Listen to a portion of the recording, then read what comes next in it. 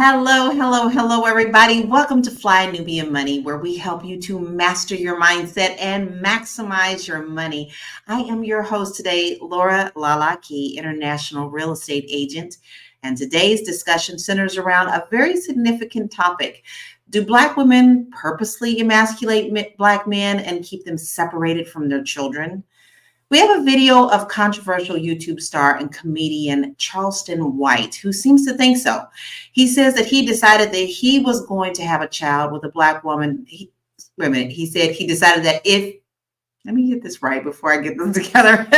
He has decided that he was going to have a child with a Black woman because he believes that they want to drive men away from children, refuse to give their children the man's last name, and are hard to deal with. So we're going to address his commentary and discuss the dynamics between Black men and Black women. And I do believe that's supposed to be he was decided that he was not going to have a child.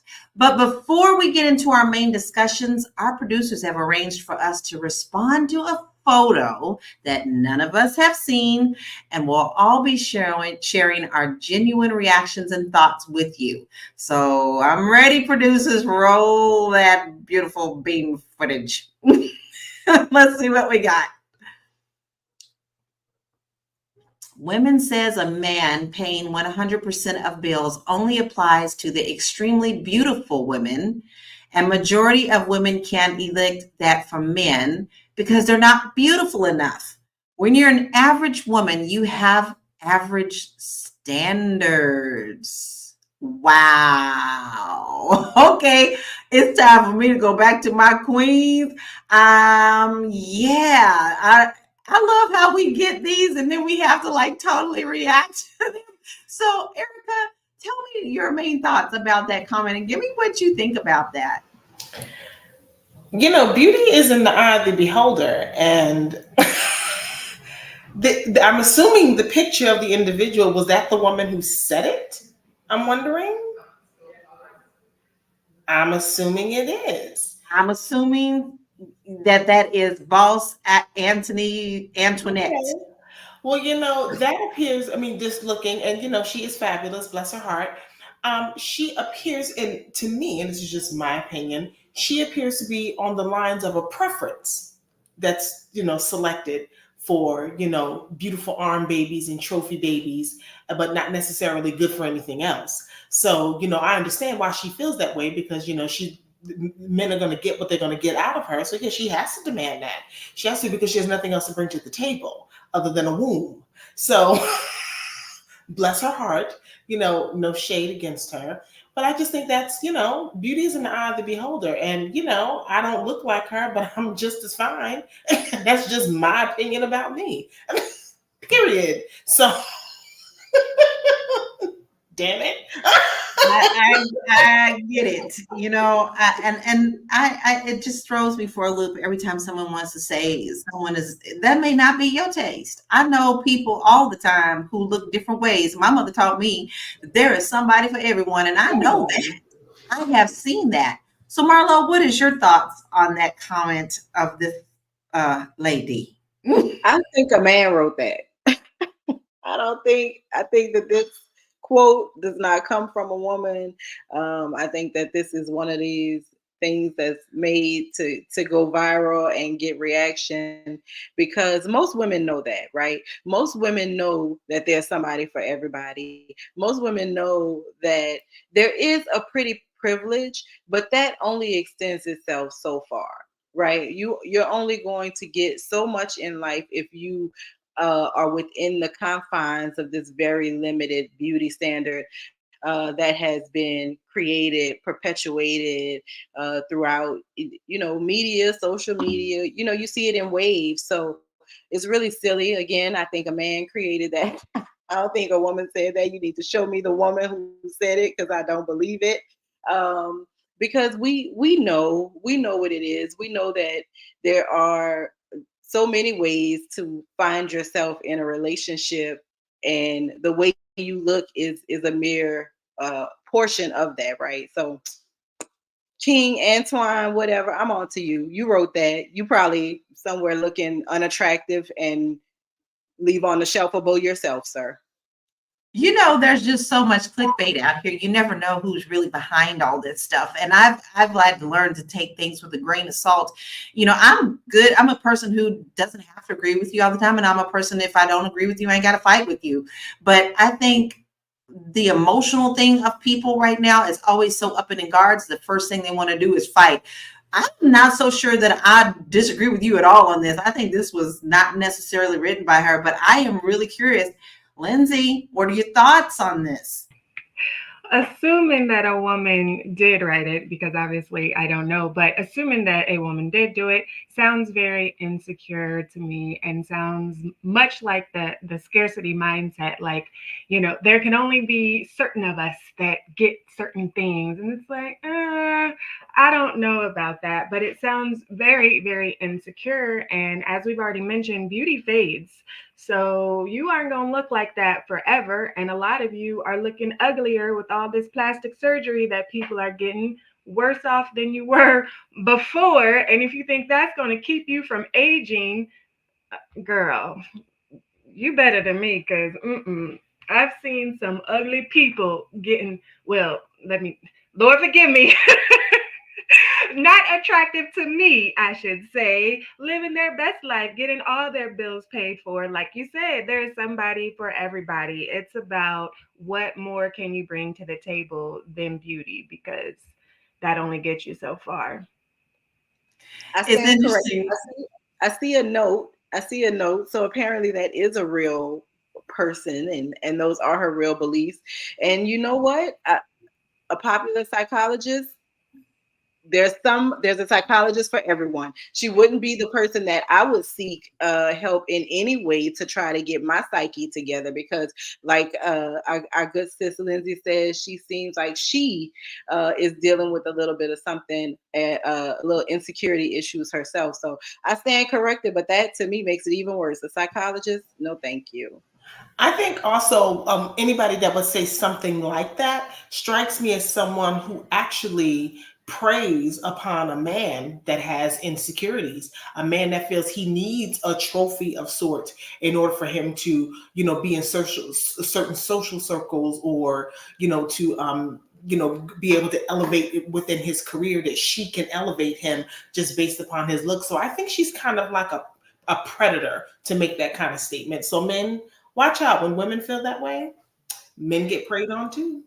They sure do. And our chat is actually really kind of got some good things in there. Of course, we got some people who love our show, and we want to say thank you so much for supporting us. But we also have someone who said that we're all beautiful women, and we thank you very much, Jackie. We appreciate that. But I really would love to hear from some of the men in our audience of what you feel about that comment. But now I want to take us back, because we did mention that there is a controversial host, and his name is Charleston White, who seems to think that, he doesn't want to have a child with a Black woman because he thinks that they're going to drive men away. They refuse to give them their last name. And, he truly feels this way. So we're going to listen to what he actually says. But I want to warn you, language, if you don't like bad language, you might want to turn them ears off for a few minutes and then come back to us, because it's pretty raw. He hated a Black woman he had a baby by. So in my 20s, psychologically, nigga, I wanted to be able to have a loving relationship with my son. And nigga, I wasn't fit to have no baby with no Black woman, because she wouldn't allow you to have a loving, full relationship with your son. Because what I started hearing between my cousins and my female friends is, this my child. You can't take my baby nowhere. So the Black woman claims 100% rights and authority over the kids. So that robs a Black man of his legacy. I wouldn't rob of my legacy. Most Black children don't have their dad's last name. Most Black women won't allow the Black man to name their child.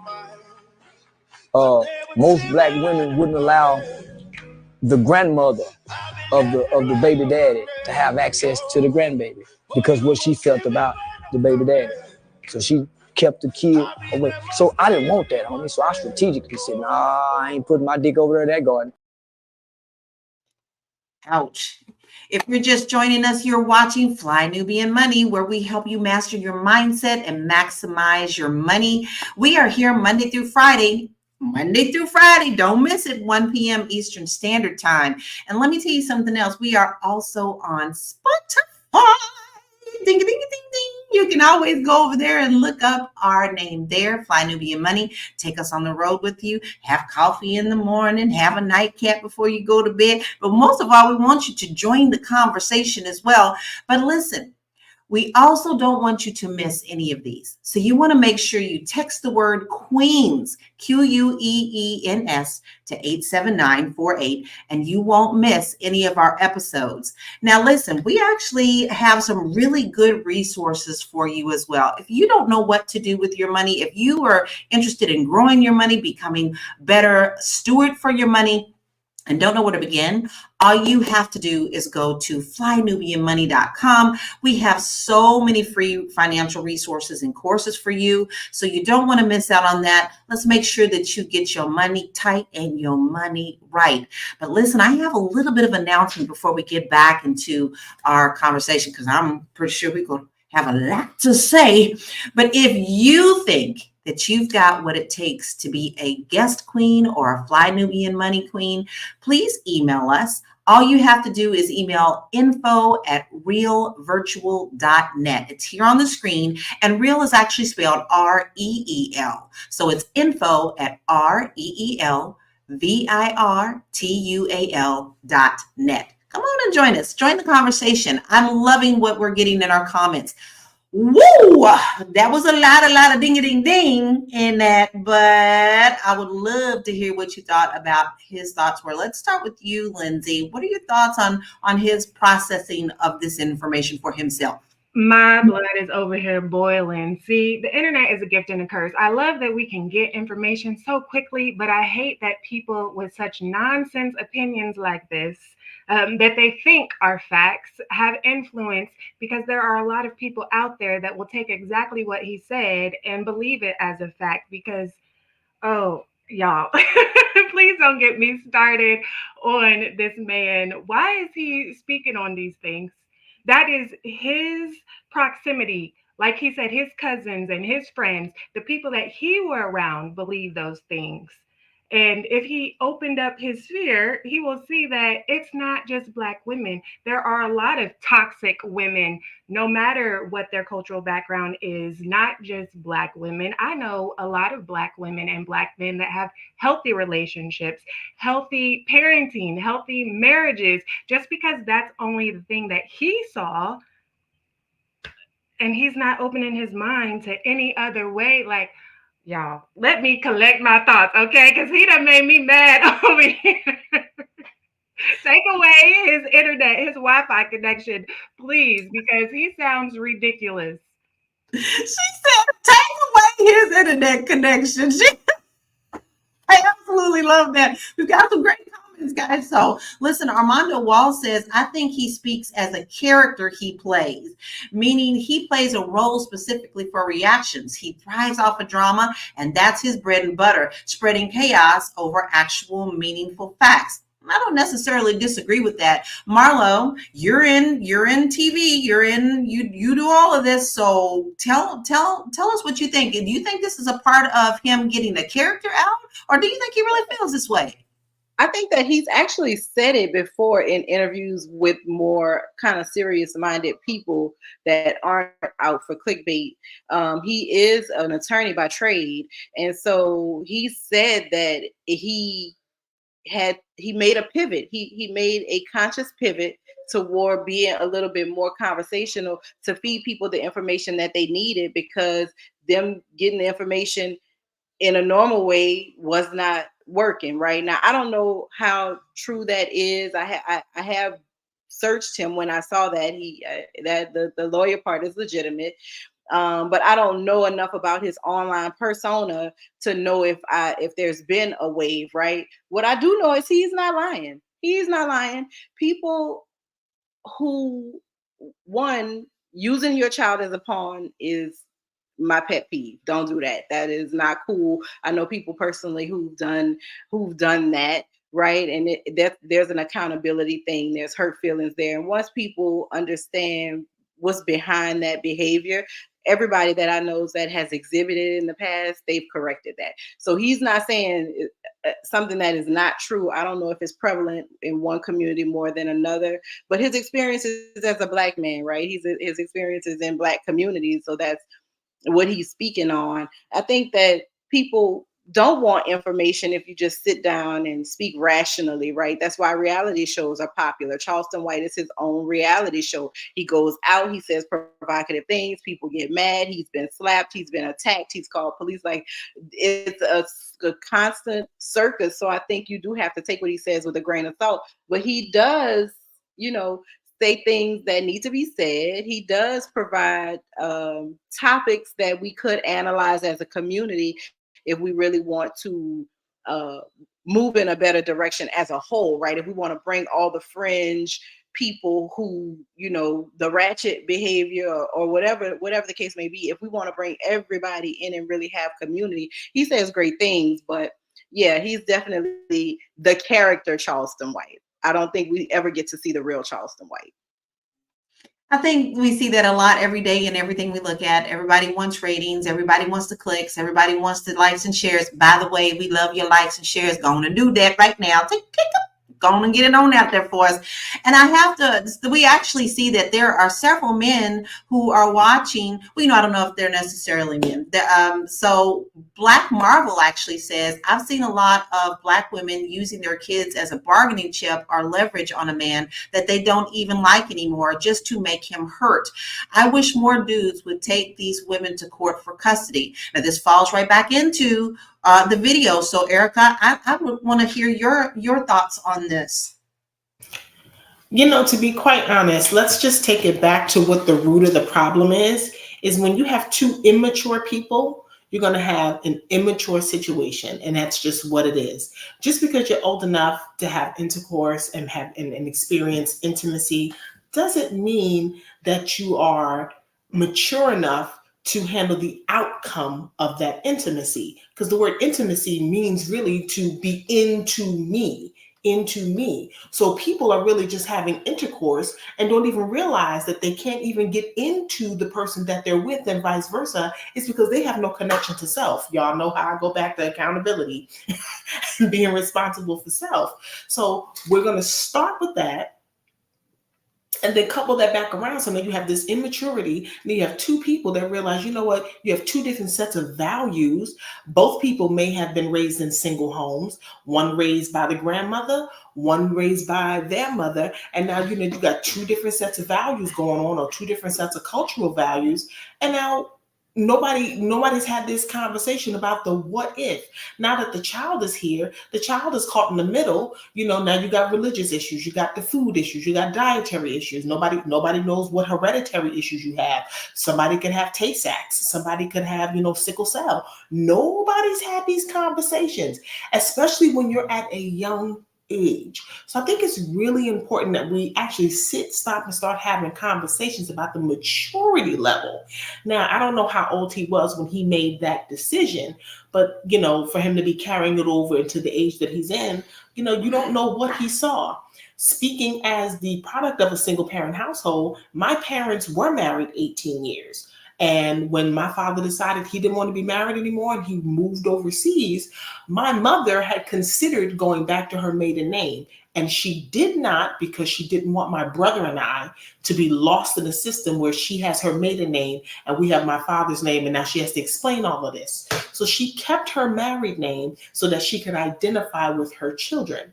My father remarried and had other children. My mother never remarried. So to this day, at my tender age of 50, we still have the same last name. And, so I don't think it's all about, mothers will give the children their last name. A lot of women are forced into that, sir, because you know what? You're not able to provide a stable household. You're not able to provide financially. So if this woman has to go get benefits, sometimes the women give the kid their last name because there may be a history of social services that's going on there. So they keep that last name so it's easier for them to get into the system to actually get benefits or something they can take care of.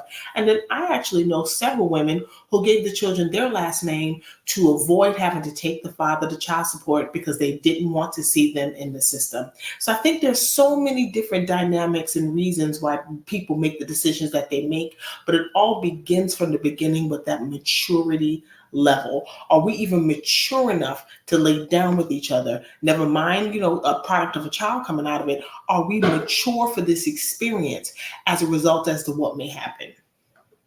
I think that's a lot of great things that we can definitely unpack, because I will say in my community growing up, I was always taught that you never use the child as a pawn. And my family taught me directly that unless you did something actually unbelievable to someone, you were still a part of our family. So if you got divorced for whatever reason, maybe y'all just fell out, you still invited to the picnic, and so are the kids, because you are still a part of this family, regardless if you got divorced from that person or not, unless you done something that was just so foul that then of course you could not come.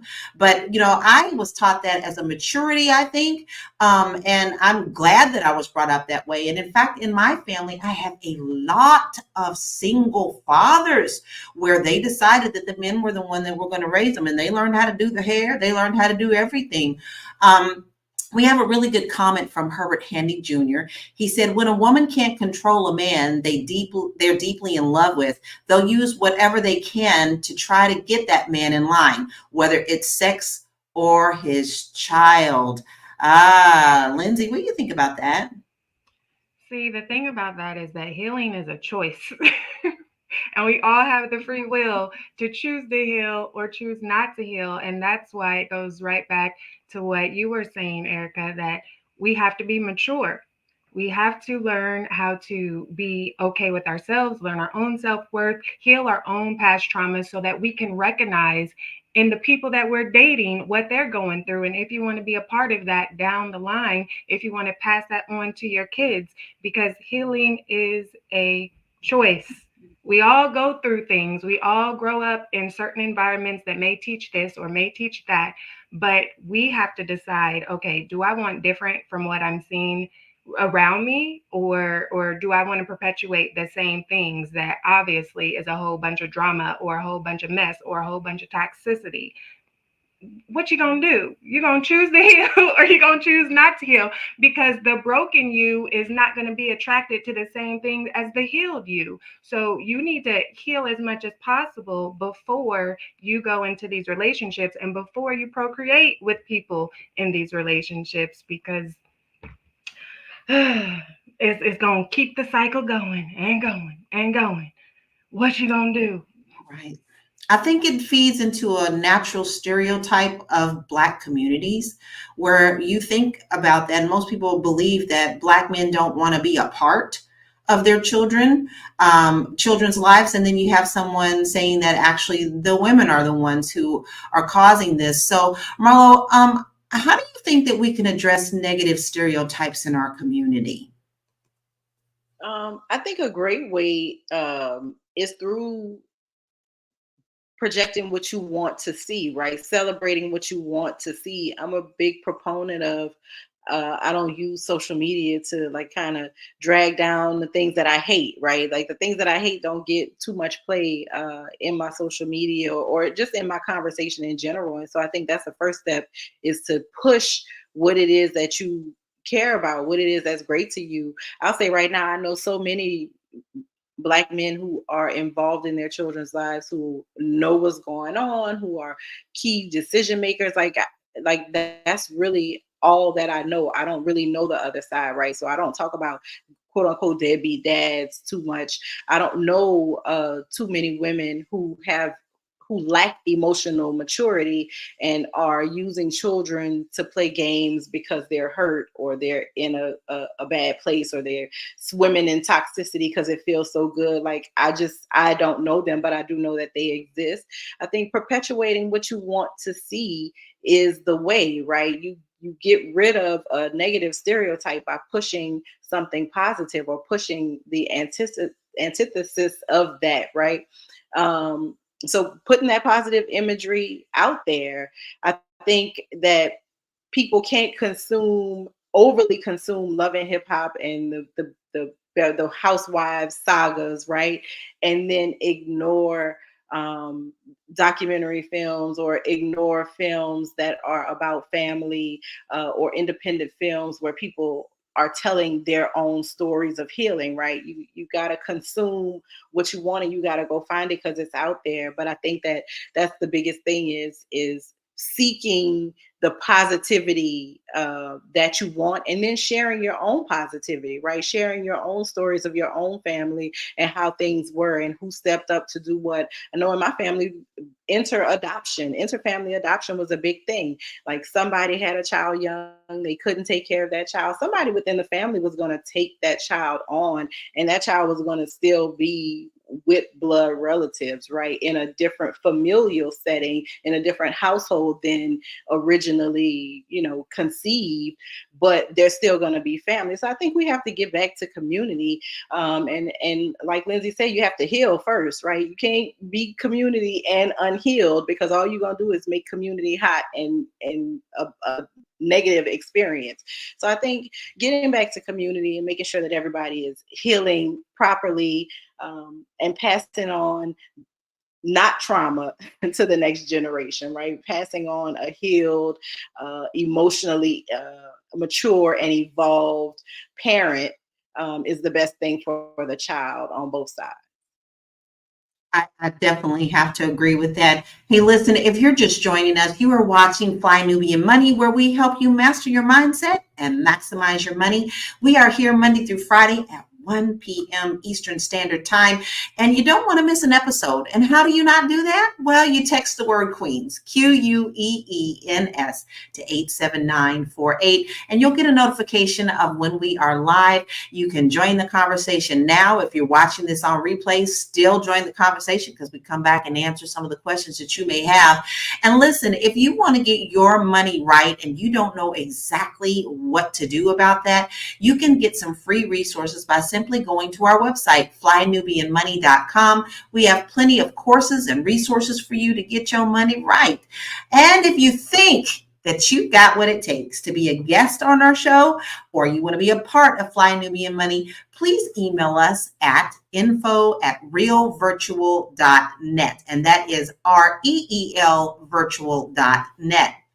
Listen, ladies, I am loving the comments that we're getting. It seems like a lot of men are answering us. And Red Afro actually says, exactly, there's a multitude of reasons for a mother, Black woman, for applying their last name instead of the father. Black women are typically forced into decisions for survival purposes. I want to kind of tap into this a little bit, because I don't know about you guys, but I did look up the stats on if it is up to a woman to do that or not, to do the last name. I know when I was growing up in Kentucky, the law at that time was you couldn't give that child the last name of the father unless that child's father was going to sign the birth certificate. I think that has changed now. But Erica, what do you think about that? Does that really cement things? What if the father didn't, you're giving them the last name and the father doesn't want it? What kind of ramifications and emotions would this evoke in the family unit? I actually have a friend. Her daughter just graduated high school, and her daughter has her last name. I don't know the dynamics with the dad. I've never met him. However, I do know that, she gave him a choice. You can either be here or not be here. He chose not to. But in the process, he felt like he chose not to because he wanted to punish her. Like he was punishing the mother by not being there for the child. And it's mind-boggling to me, when you sit down and you think about that, because it goes back to the maturity level again.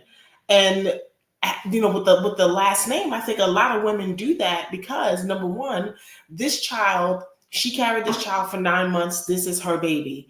And now this man doesn't want to be a part of my life or this baby's life. Why would I give this child the label of an individual who brought hurt to me?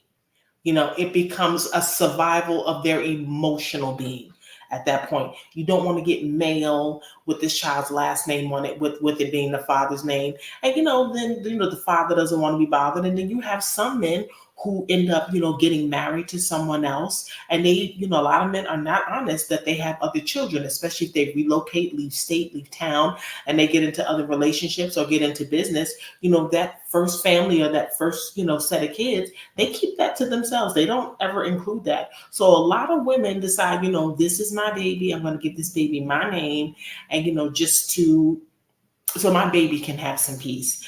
And I have another friend who actually, his daughter, he wanted to be a part of her life. The mother just, she didn't want him to, so they didn't have that in common. So their daughter has 2 sets of birth certificates, one with his last name, one with her last name.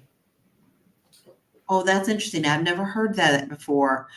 If you're just joining us, maybe you missed the video that we are actually talking about. So we're going to rerun that. This is a video of controversial YouTube star and comedian Charleston White. And he seems to think that he's not going to have a child with a Black woman because he believes that they want to drive men away from their children, refuse to give their children's the last man's name, and they are too hard to deal with this. So this is our conversation today. We've got some really great comments. So let's hear this again. And then let's look at it a little bit in a different perspective of how this could also affect us financially. I'm going to throw a twist wrench in this. So let's watch this video. Oh, hold on. Before we do that, if you got sensitive ears, I'm going to need you to turn them off for a minute and come right back because it's pretty raw. So just be prepared. Every nigga I seen with a kid, nigga complained and hated a Black woman he had a baby by. So in my 20s, psychologically, nigga, I wanted to be able to have a loving relationship with my son. And nigga, I wasn't fit to have no baby with no Black woman because she wouldn't allow you to have a loving, full relationship with your son. Because what I started hearing between my cousins and my female friends is, this my child. You can't take my baby nowhere. So the Black woman claims 100% rights and authority over the kids. So that robs a Black man of his legacy. I wouldn't rob of my legacy. Most Black children don't have their dad's last name. Most Black women won't allow the Black man to name their child. Most Black women wouldn't allow the grandmother of the baby daddy to have access to the grandbaby because what she felt about the baby daddy. So she kept the kid away. So I didn't want that, homie. So I strategically said, nah, I ain't putting my dick over there in that garden. In that garden. You're not going to do it in that garden. But listen, this brings up a really interesting thought process. And it is the fact that, okay, yes, you have done this. You have given that child your maiden name or whatever it is that you have chosen to do. But when you take that name away from the man, that could have financial ramifications as well in the future when something happens or if something happens to that parent and now your child's inheritance is involved. So I have seen this many times where someone had to really fight after this in order to get their inheritance, even though that father was in their life. Maybe they were in that life all the way, but they never got that last name. So now the family fight saying that's not really his child anyway. I think that is something that we do need to talk about because that's a big thing. It's a part of our generational wealth. Lindsay, how do you feel about that? Should a paternity test always be done before you decide to give that last name, or should you agree this is just a couple thing? How should this be? It seems so much mess around it. I think that it would eliminate a lot of problems if all of those things were done right at birth, like just required for everyone. But in actuality, what is the reality of actually being able to do that in real life? Like in theory, it sounds great, but being able to have the resources and do it in a way that is efficient for everyone is not so logical. And like you, I grew up in Indiana. The father had to be present to sign the birth certificate. Otherwise, it was going to be on the mom and whatever her ID said. So I know somebody was like, oh, no, those are excuses. But if the father's not present to sign it, then what are they supposed to do? Because that makes it on them. The father has to be responsible to do that. I know the reason I don't have my father's last name is because I chose not to take it. And it goes back to what I was saying about proximity. what you see is what you believe, and you have to make the conscious choice if what you see and believe is different from what you desire and want. Because all of the Black women that I know don't have the Black fathers on child support. Well, the ones that aren't together, I should say. There was a comment that said Black women use child support as a second income.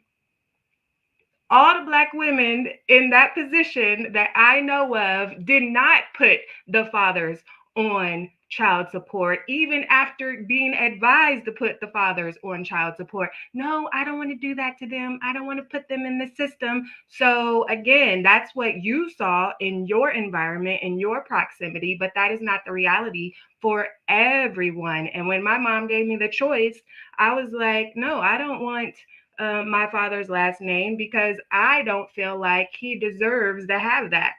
We have a great relationship now, but at the time, no, I don't want his last name. So we have so many different factors to think about when we're adding this discussion. And it is not just Black women that do this, because again, I have had the luxury of seeing lots of different cultures and lots of different communities. And there's someone very close to me that has children by a Black woman and a white woman. He's had problems with both of them, but he's had more problems with the white woman, more child support issues with the white woman, more using the kids as pawns with the white woman. So again, it's the proximity of what you see around you, but it's not everybody's reality.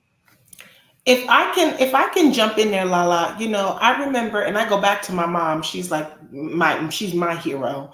I remember when my parents were getting divorced. My father lived overseas, so it took her so long to really get that divorce finalized because of where he was.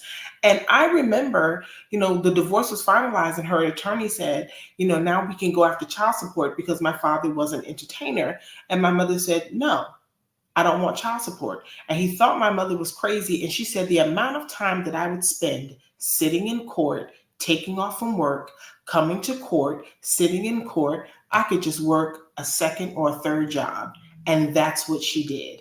My mother worked 2 and 3 jobs at a time. Not all women have the energy to sit in court all day to hound about child support. Because you know what, at the end of the day, it really doesn't muster up to be a lot. No, it is not a second income, especially with today's prices. I mean, a manicure alone is what, $85 a basic manicure. So you have these kids that got cell phones, food prices. Are you kidding me? So no, this is not a second income. This is your responsibility. I have to agree with that. But listen, we hear a lot of things in our comments. A lot of people just kind of throwing things out there. And I want you to know that when we come from a place on this show, we come with receipts. So we actually have some stats that I want to show you. According to divorcepeers.com, the majority of children custody cases are not decided by the court. So it's not just a matter of, if who's going to get the child. In 51% of custody cases, both parents agreed on their own. They didn't have to go to court. So that mom would become the custodial parent. And in 29% of custody cases, the decision was made without any third party involvement. In 11% of custody cases, the vast majority of fathers choose to give them custody. And there is no family court bias in favor of mothers because very few fathers seek custody during divorce. So this is a very interesting take on these stats. So do these men have the right to fuss or be concerned about, who the last name, who gets it, not having children with them?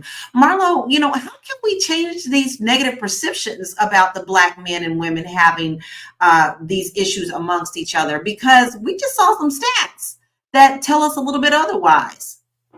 Yeah, I think that people, my personal reality is the only reality, right? I think that that's what we see a lot, especially in discussions like this, right? My hurt is the hurt that matters most. My pain, my child support. Some people are not, if men were being honest about how much they paid in child support, the majority of men, we wouldn't even be having these conversations, because when you learn that some women are getting $75 a week, Some women are getting, they break it down to the weekly, honey. Everybody not getting the big NBA $5,000 a month child support. In most cases, people are getting between, I believe it's like 75 and like $225 a month in child support, depending on what job the man has, depending on what income the man is reporting. So all this about child support, you can get your child support lowered, Iman Shumpert, with medical expenses. Like if you pay the majority of the health insurance for the child, that's something that is an offset against the child support. Like there's all sorts of mathematical equations involved in this, and everybody is just not spending a mint on child support. So let's just be honest about that. I think, and the other part is it's fun to poke jokes and make memes and share memes, and you had experiences with 3 women, you made emotionally immature decisions about procreation based off one night stands, who booty was the biggest, like all kind of silly nonsense, right? And you go and y'all procreate, y'all didn't like each other before the sex, after the sex y'all kind of whatever come together for it, but then in the end that wasn't your person and you knew it. But people are so encaptured with a temporary moment, right? Everybody want to live for this moment right now without thinking of the ramifications. And then we get these weird Mars and Venus and men and women conversations that don't really mean anything in the grand scheme of things, because everybody's different, one. And the majority of people are doing what they're supposed to be doing. Most of us are getting up, going to our Black jobs, doing what we got to do, living life, right? Taking care of our kids. Like that is what the majority of us are doing. We're not engaging in this silly stuff. The problem is when we kick up our feet for 3 minutes and we scroll, that's what we stop on, because our day has just been signatures and emails and whatever we got going on. And it's a good escape to have Charleston White shouting his childhood trauma, saying when he was a little boy, all the men around him, when I listened to it the second time, I really heard it, right?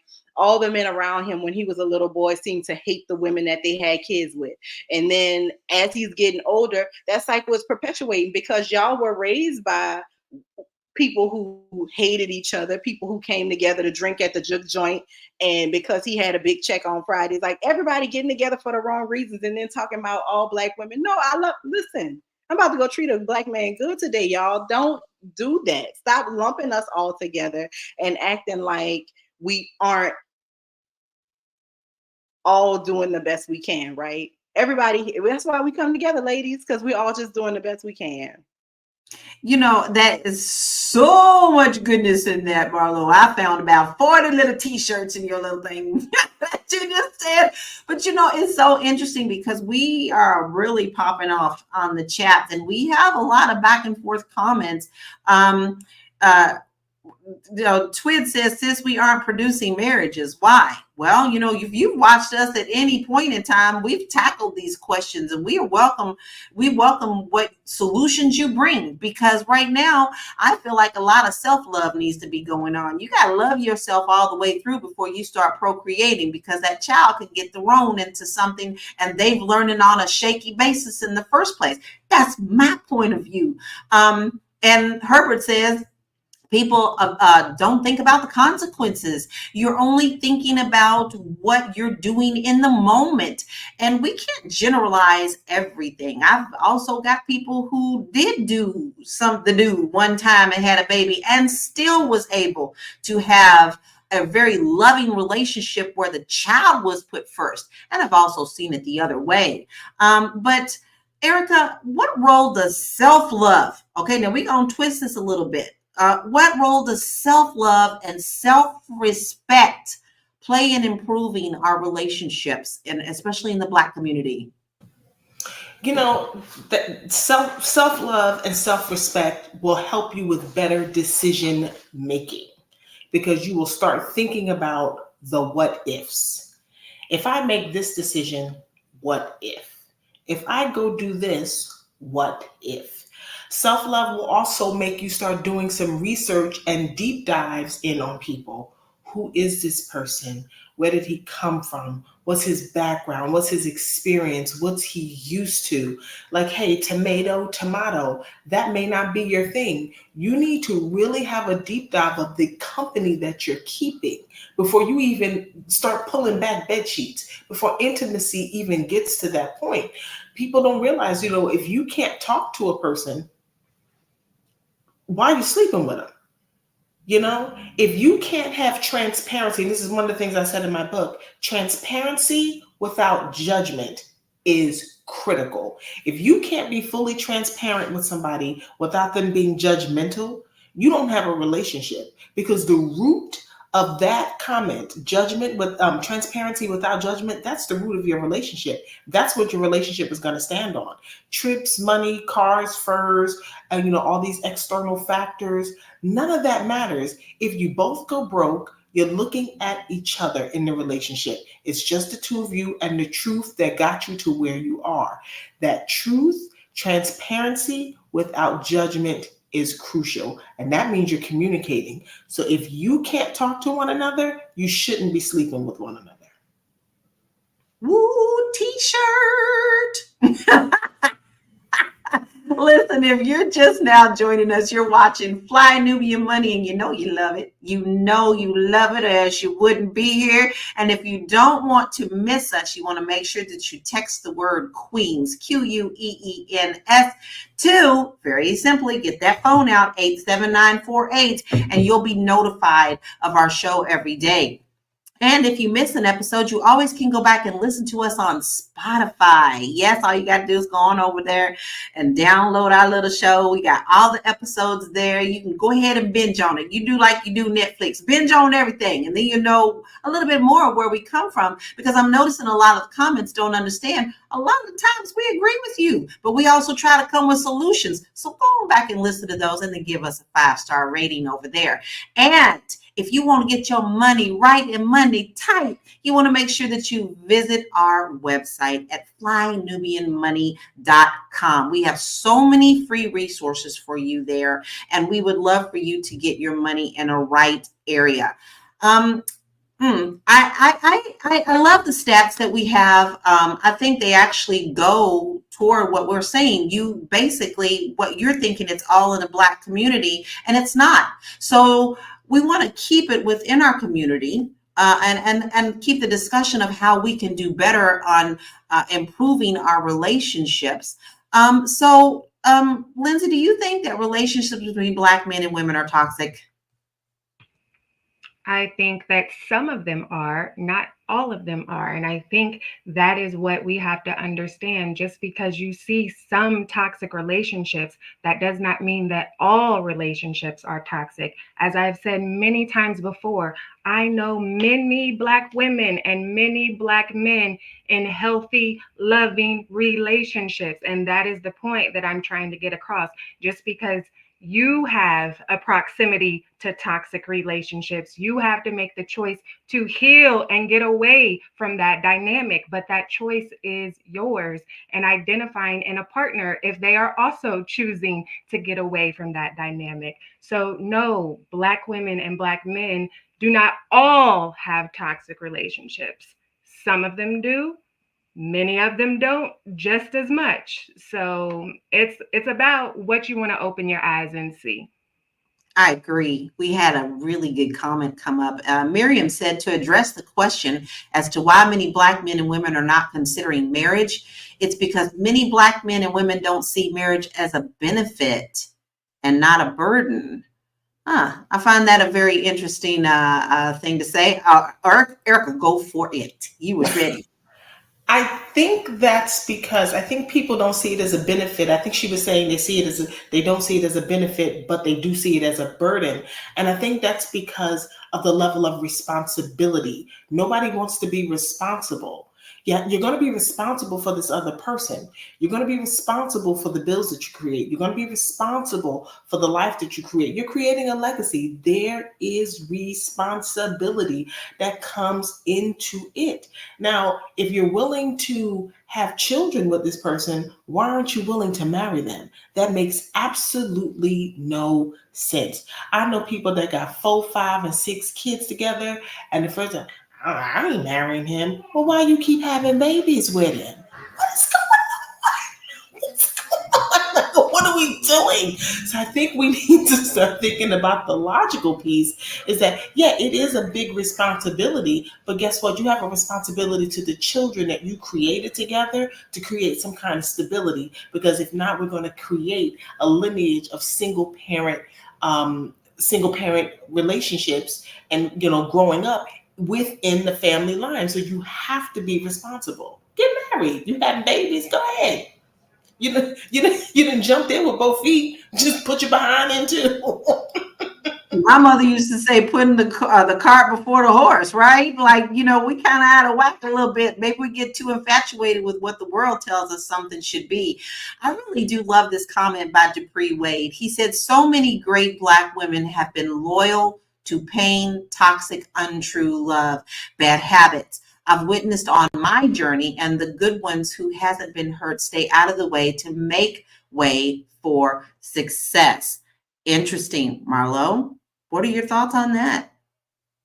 I think that that's accurate, and I applaud him for, this is obviously a brother that's come to the healing side, right? And being able to see it from both perspectives, and I think that that's what we lack. I think that the people that are shouting loud, the people that are keeping the man versus woman wars going and going strong on the internet, are really coming from a place of unhealed, right? They're taking their personal experience, seeing other people having similar experiences and saying, oh, this must be what it is. And for those of us that know that that's not what it is, those of us that have healed from trauma, those of us who have given love a second shot or a third shot, or whatever shot you may be on, or you revamp your first shot, however you got it going on, I think that we know that there's somebody for everybody, and that everybody can benefit from having that partner, that person to come home to, and just get comfortable and do whatever.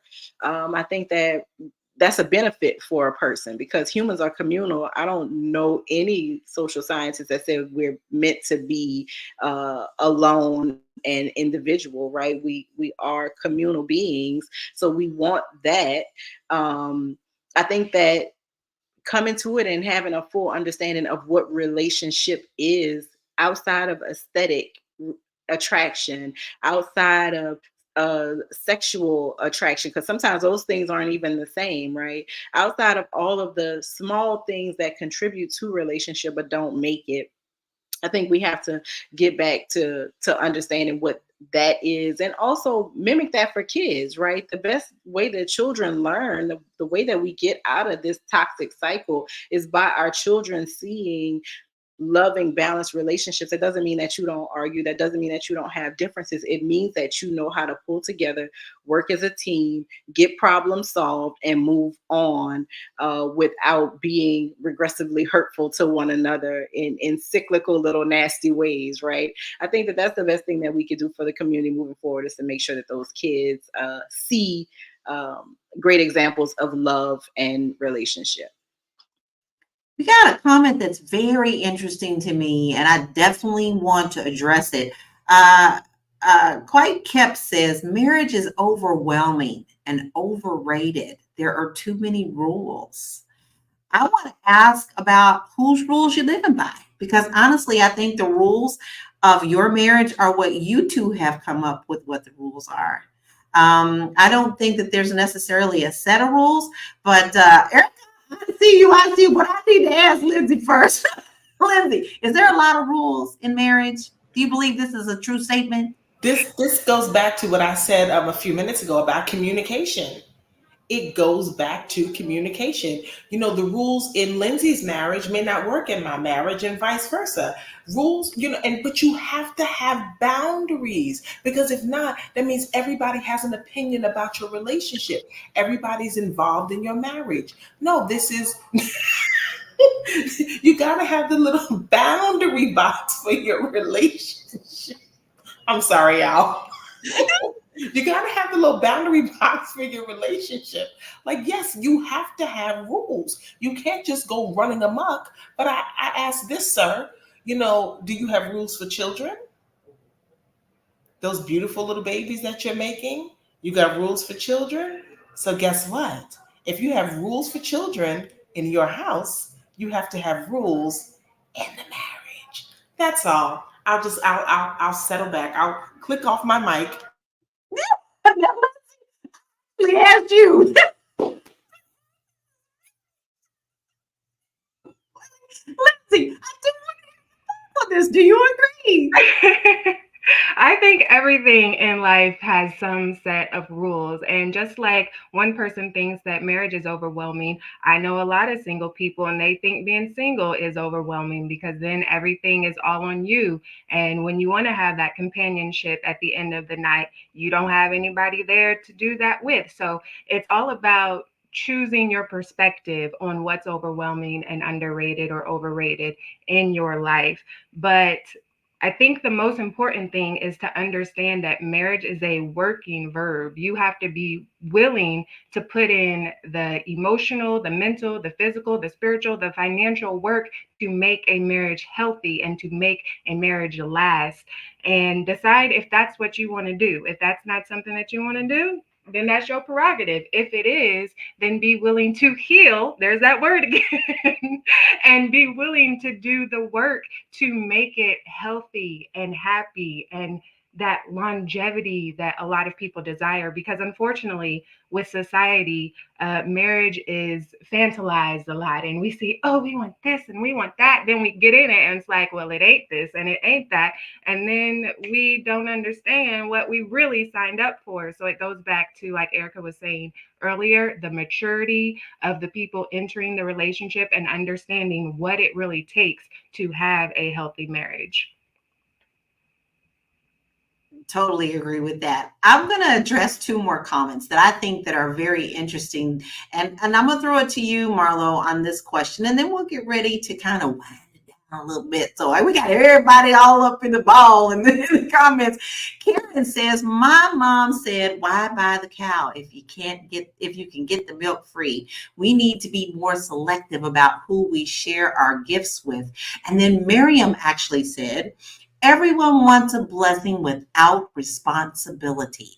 Legacy, in turn, has become less valuable because the true legacy is built through time and commitment from both parties. Now, this is whether you are married or not married. What seeds are you sowing into your children? What legacy are you giving your children? Marlo, I would love to hear your comments on that. I think that's a great comment. I think that again, you have to consider the children, right? Because that's how we break the generational trauma that we like to talk about, and the curses that my mama used to always talk about, the generational curses. That's how we break them, is by looking at the children and giving them exactly what it is that they need in learning to mimic appropriate behavior, right? Being able to check yourself. I remember we couldn't, if somebody that was an adult said something wrong, we couldn't say nothing back. They just could be wrong, right? And we knew it. Everybody knew it. And I think that allowing that check from my kids keeps me focused, right? It keeps me trying to live and be a good example. And I think that that's part of legacy. I think loving people is part of legacy. Showing people that you love them is part of legacy. We're in this cutthroat, I'm all for self kind of society right now. I'll be glad for us to get back to a place where we love and consider one another. We think about people's feelings. We think about the human element before we take out our phones, record a moment, go viral, get your little Good Morning America invitation so you can talk about how you captured the once in a lifetime moment that happened. Just get back to loving each other. I know it's so basic and boring, but get back to doing that. And you can find me on the internet. I am a journalist and film and TV producer. I have credits in all the lands. And so you can find me anywhere on the internet. I write about government and community issues. And on Instagram, I am Olram Marlowe. That's my first name, backward, forward, _ And doing a great job at that. You want to make sure that you go and follow her, everybody, because she is a wonderful TV producer and journalist. And Lindsay, what are your final thoughts for today, and where can people find you? My name is Lindsay Vertner, and you can find me at liveafirstclasslife.com. I'm an international mindset coach and speaker. And my final thoughts on this situation are for each of us to really sit down and ask ourselves, what do we want in a relationship? What do we want out of life in general? And get down to the nitty gritty details, because when we know what we want, it's easier to opt out of the toxic relationships when it's not in alignment with the things that we desire for our lives. And if you don't have any models of that around you, then ask yourself, what do I need to do so that I can change my narrative and I can, have the marriage that I want, create the legacy that I want, and build the life that I want. Where can we find you?